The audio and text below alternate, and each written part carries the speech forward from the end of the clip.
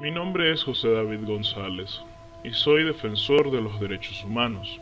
Hubo un tiempo en el que yo no sabía qué eran los derechos humanos y que solo conocía la palabra de Jesús.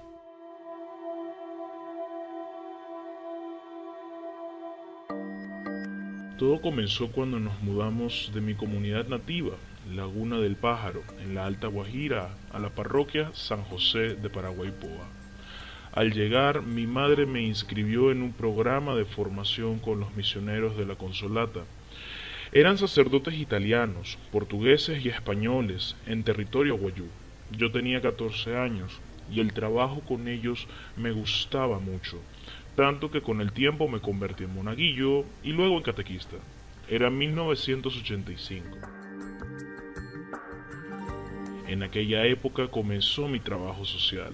Me di cuenta de que en la comunidad no había agua potable, lo cual era un problema grave, porque La Guajira es un territorio árido, desierto, con pequeños pozos artesanales. Junto con otros catequistas, coincidimos en que era necesario organizar a la comunidad para exigirle al Estado el acceso al agua potable. Si alguna vez pensamos que esta labor podía ser ajena a lo que hacía la Iglesia Católica, pronto entendimos que Jesús también denunciaba la opresión del pueblo. El resultado fue la conformación de 105 asociaciones de vecinos en 1998, que bautizamos Bloque de Vecinos del municipio Páez, hoy en día municipio Guajira. Durante la organización de estas asociaciones, otro catequista y yo fuimos testigos de cómo la policía menospreció e insultó a una persona con discapacidad motora. Cuando actuamos en su defensa, nos empujaron y nos insultaron. En ese momento no sabíamos qué hacer, a dónde acudir, cómo denunciar, pero no queríamos quedarnos callados. Así que fuimos a la policía. Difundimos lo ocurrido en medios de comunicación locales.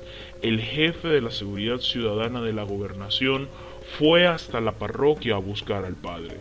Como la denuncia era una novedad, sobre todo en contra de la policía, creí que me iban a apresar, pero no fue así, y más bien logramos explicarle la labor de la Iglesia Católica. Eso ocurrió hace 25 años. Entonces no teníamos noción de los derechos humanos.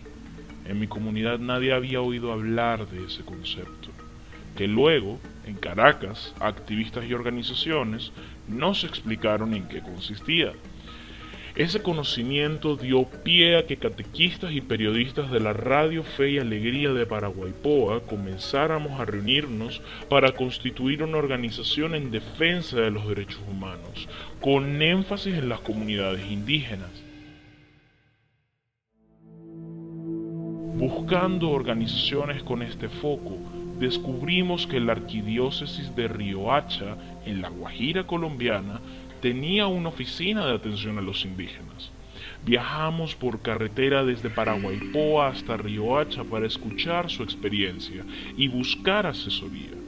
El 9 de agosto de 1999, en el marco del Día Internacional de los Pueblos Indígenas, fundamos el Comité de Derechos Humanos de La Guajira, un sueño en conjunto con Wilfredo Luzardo, uno de los fundadores de la Radio Fe y Alegría de Paraguaypoa y miembro de los Arijuna.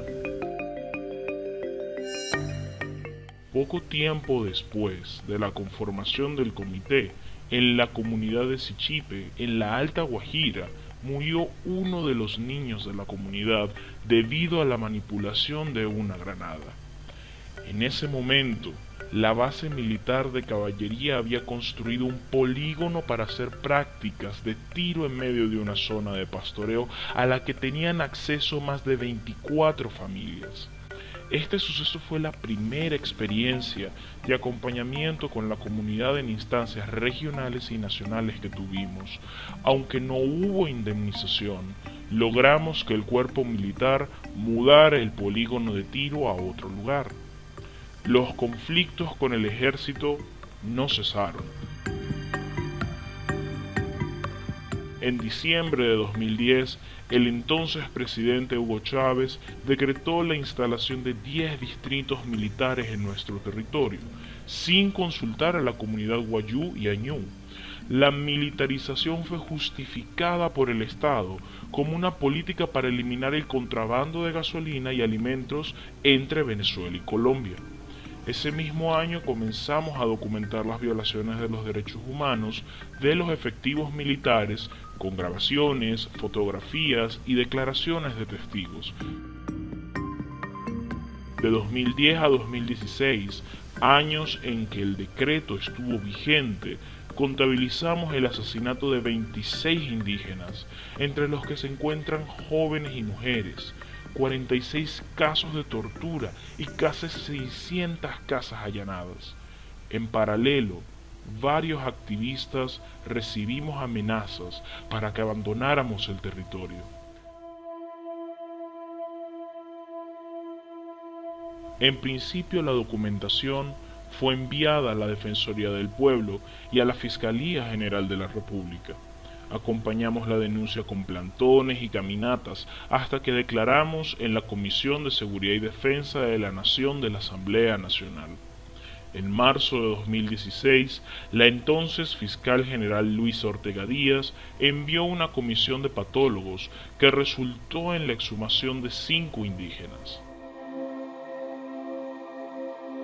Pese a que 7 años después, los familiares de las víctimas todavía esperan respuestas, la documentación se elevó a organismos como la Oficina del Alto Comisionado de las Naciones Unidas para los Derechos Humanos.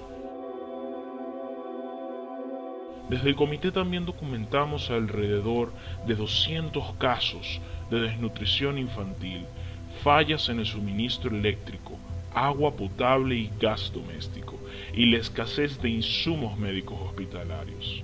El pueblo wayú ahora habla de derechos humanos, exige, se organiza y hace sus denuncias al comité, y es lo que me motiva a seguir luchando en defensa de los derechos de mi gente.